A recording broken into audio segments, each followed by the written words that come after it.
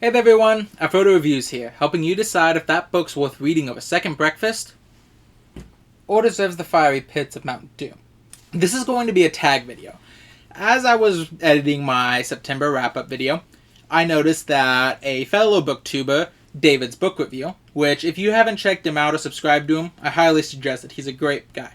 David's book review released a challenge called Fear the Booktuber tag, and tagged me in it.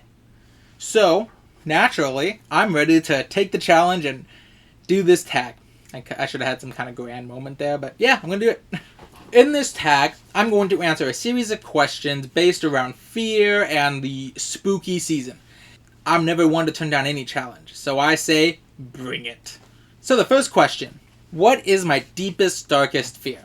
Before I give the answer, I'm actually going to tell you a funny story about younger Afrodo. Back in the day, my grandmother, I would visit my grandmother's house, and there was something in it that just terrified me to no end. I'm talking, I was so scared of it that if I saw even a glimpse of it in the other room, I would not enter that room for the rest of the day. And it terrified me. I had nightmares about that thing. And what is it, you may wonder? What scared young Afrodo so badly that he cowered in the other room? This little raccoon toy thing. Yeah, no, I don't know what this thing did to me. I don't know what internal trauma I must have repressed. I was terrified of that thing. That thing, one time I think my older sister threw it on top of me while I was in the other room sleeping. And I don't remember much about it, but I remember screaming and running out of that room as fast as I could. Like, I have no idea what it was, but that thing just, oh my god, I was terrified. Nowadays, it's at least a little more reasonable.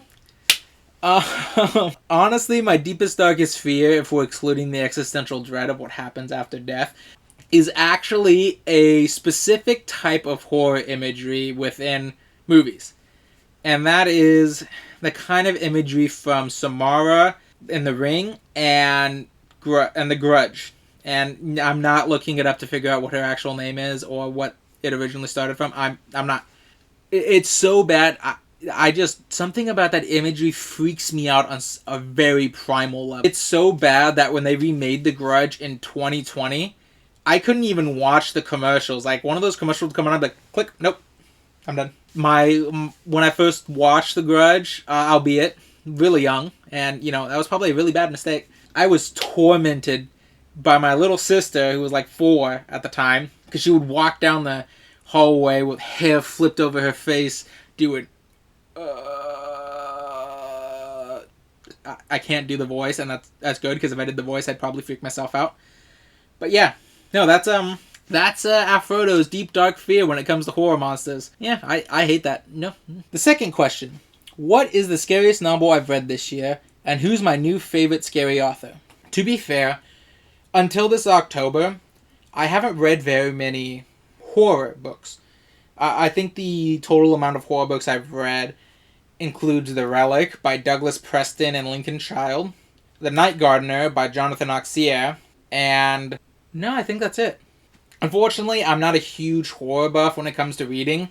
I'm more of a sci-fi fantasy kind of guy, and I don't find many sci-fi fantasy horrors where I shop. Honestly, the majority of my horror is probably Stephen King, and he doesn't always write horror, so like I wouldn't classify Firestarter as a horror novel. That being said, if I had to choose, it would actually be The Night Gardener by Jonathan Auxier, because it's a young adult horror novel, as I mentioned in my wrap-up TBR video, and it was surprisingly good for what it was. I typically, when you read horror books for younger kids, you don't really expect them to really go deep into that kind of horror, but I think Jonathan Auxier did a pretty decent job of conveying horror for young adults without really dumbing it down to the point where it's not even really horror anymore. If I had to choose, that would be my new favorite horror novel, and he would have to be my new favorite horror author, even though I'm not entirely sure if he's written any other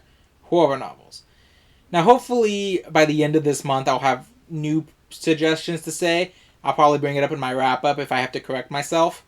But yeah, for now, that's the answer I have. The third question.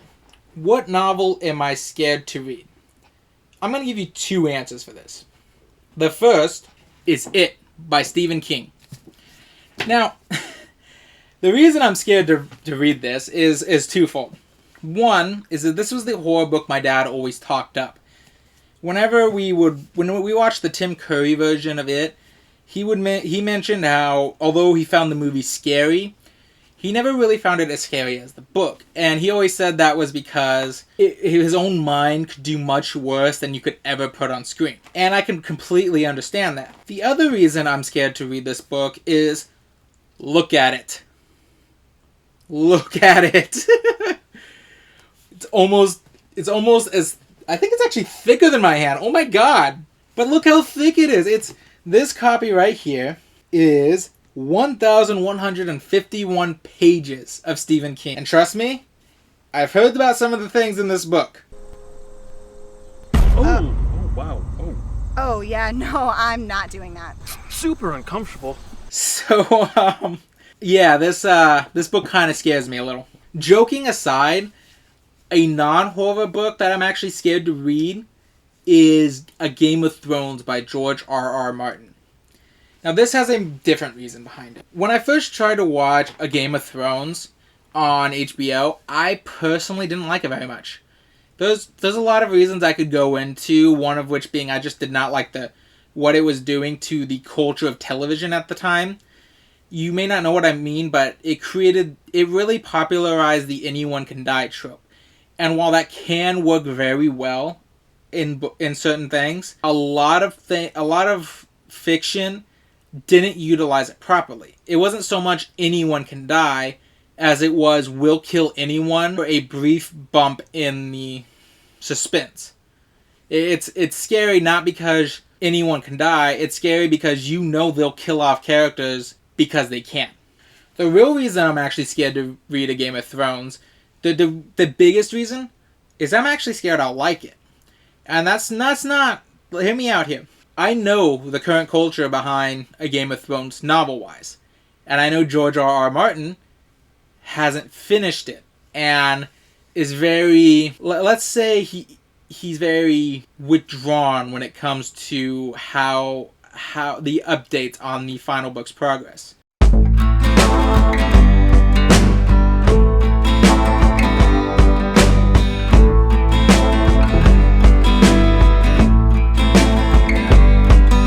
I'm personally one of those people who doesn't like getting into a series super invested only for it to never have an end. It annoys me with TV, it annoys me with novels, it annoys me with movies. I don't like getting super into something and not seeing its definitive ending. Even if that ending sucks, to be completely honest, I would rather it have, I don't know, no, not always. That's unfair to say. But yeah, I don't want to get super into the novel series, get real hyped up for it, only to George R. R. Martin to never release the final book. Because at this point, it's entirely possible he won't. I don't care what it is. It's one of those, I see the arguments of why he could and couldn't. It's just one of those, he's not. And that's what worries me. Now, the fourth question. Who is a frighteningly good horror author who I feel needs more attention? Now, as I mentioned in the previous questions, I don't read very many horror novels. So, unfortunately, my answers for this is very limited. But if I did have to pick one, it would be Joe Schreiber, the guy who wrote Death Troopers. Now, I know he's written a couple things for the EU. One of them is the prequel to this, and one of them is a mall book. But I don't know if he's written anything outside the EU, and I don't know how much horror he's read. I do, however, know the horror he wrote in this, and I think it's very good. Now, again, I'm not a big horror buff, so you can take that with a grain of salt. But if I did have a pick for this, it would be Joe Schreiber. The fifth question. What is my favorite scary movie? Yeah, this one's actually... I've actually watched a lot more scary movies than I've read horror novel. And that's just because my mother and my older sister were big horror buffs at the time. So I'd always watch it with them while they had it playing. In fact, I blame them for the Grudge thing. But anyways... Now, I'm always more of a fan of the subversive kind of horrors. The things kind of like Cabin in the Woods. which if you haven't seen, I suggest seeing it. Don't look up anything about it because you do not want to be spoiled going into that. However, I'm going to take this chance to talk about a more lesser known horror work. Now, obviously, it may be more well known as bigger YouTubers than me have already talked about this. But one of these lesser known horrors that I really love is Color Out of Space.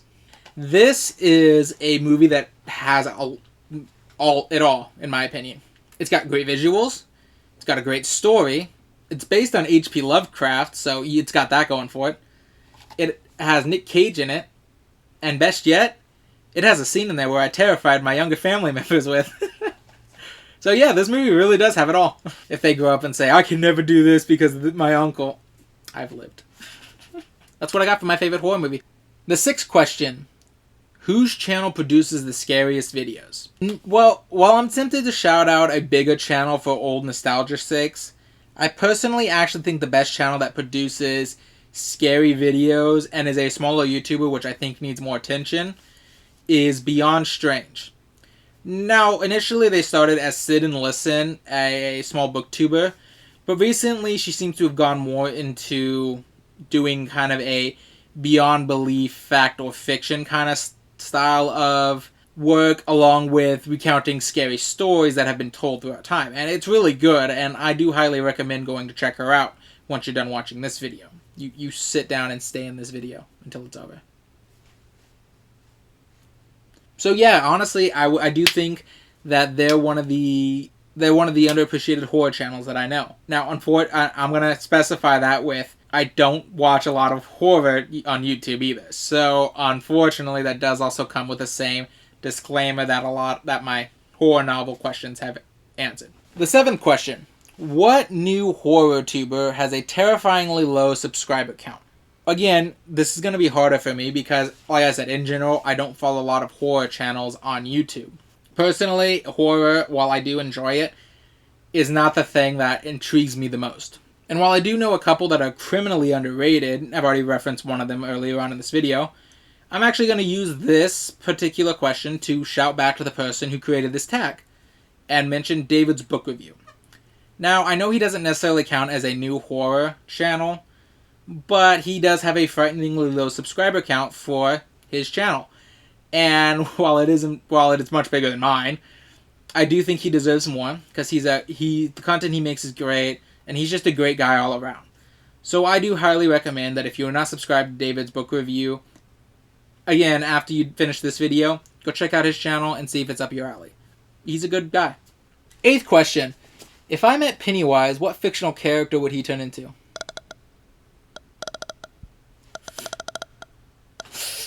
No. Moving on. I don't want to answer this. Ninth question. What book scared me to the point of making me uncomfortable? And that would have to be Firestarter by Stephen King.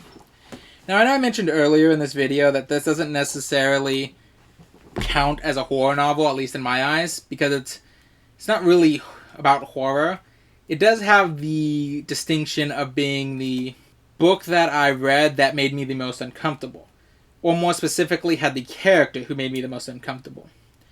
And that is because it has a character named John Rainbird. John Rainbird has a very disturbing obsession with what, if I remember right, a 12-year-old girl who he fully intends to kill after he's worked his way into his good graces and made her see him as a surrogate father.